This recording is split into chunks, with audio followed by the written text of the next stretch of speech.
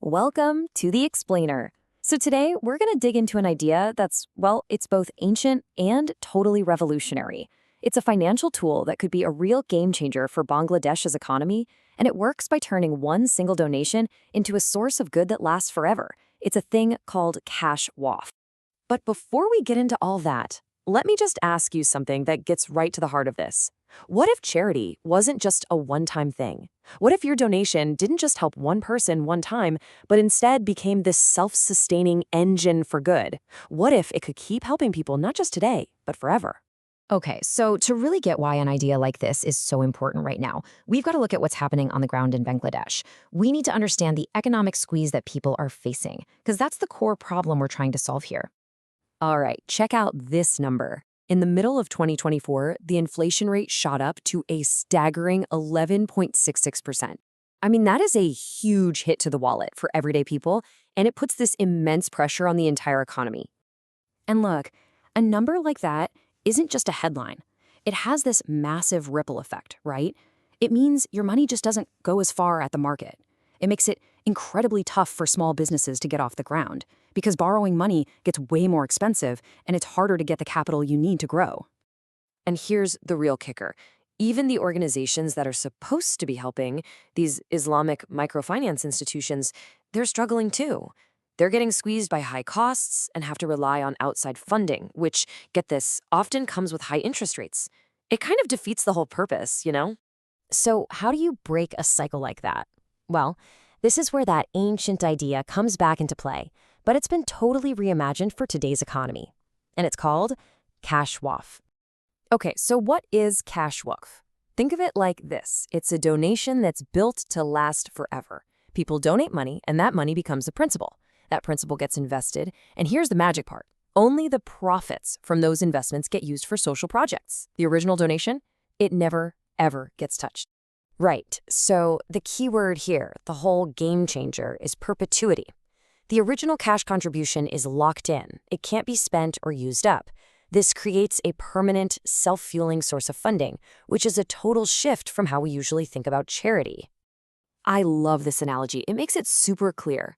Think of it like a perpetual money tree. First, you plant the seed. That's the donation. Then you let the tree grow. That's the investment part. Then you harvest the fruit. Those are the profits you distribute to people who need it. But the most important part, the tree itself, the original donation, stays right there, ready to grow more fruit next year and the year after that, and so on. Okay, that all sounds really cool in theory, right? A money tree. But how does this actually work in the real world? How does it help those entrepreneurs in Bangladesh? Let's get into the mechanics. Well, it's basically a four-step loop. First, you got to collect the funds, maybe through special certificates or easy-to-use digital apps. Second, you invest that money ethically. Third, the profits are given out as interest-free capital to entrepreneurs.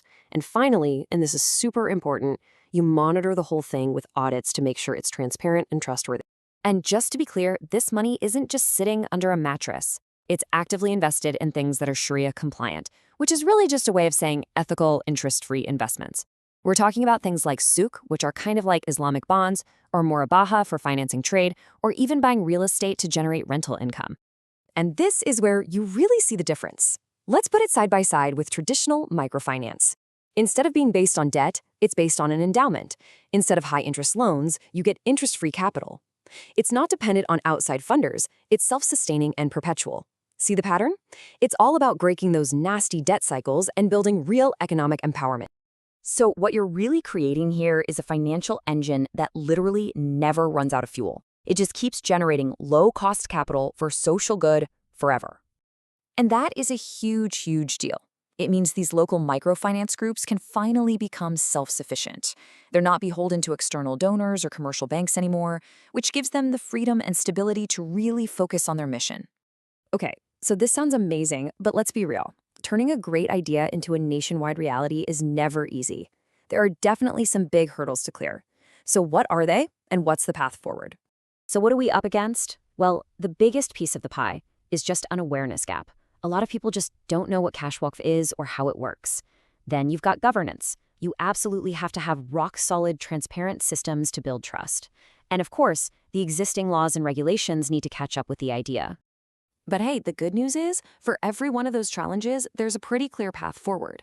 Experts are recommending big awareness campaigns to get the word out. They're talking about setting up strong, independent bodies to oversee everything, pushing for those legal reforms, providing training, and using modern tech like user-friendly apps to make it all seamless. So, at the end of the day, what we have here with Cash Waqf is this incredible model for sustainable development. It's a way to empower communities from the inside out, creating a cycle of growth, not a cycle of debt. Which leaves us with one big question to chew on. Can an ancient idea about perpetual charity really reshape a modern economy for the better? Thank you for joining this explainer.